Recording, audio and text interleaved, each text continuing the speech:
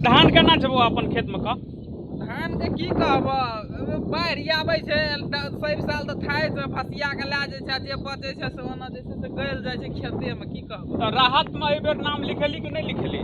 रात में एक किए बेर नहीं 5 साल पहलो नाम लिखबै छियै बुझलो न। केना कर सबके खा लै छै न नेता सब? अब खाय छै कि चाटै छै थाय न लागै छै की देबे न करै छै सब घर घर आबै छै नाम लिख के ला जाइ छै।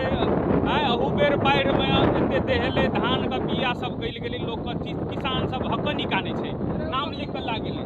बकरी में खेत सब हां कथि कहला नाम लिख के गेलै कहलिए अहू बेर नाम लिख के ला गेलै आ देतै कि नहीं देतै निगरानी राखू। एहि बेर जे न ओना गड़बड़ करतै ओकरा पे आस नहि राखू देतै कह के आस नहि राखू। आस नहीं रखबा हां देबे न करत तो बोलो सो कथि ल ओकरा सेव के रखने रहत देतै कह हेरो तोरी के जुलूम छै त खेती बाती केना हेतै? त धान त लगा देली आ जे देहले दहा गेलै।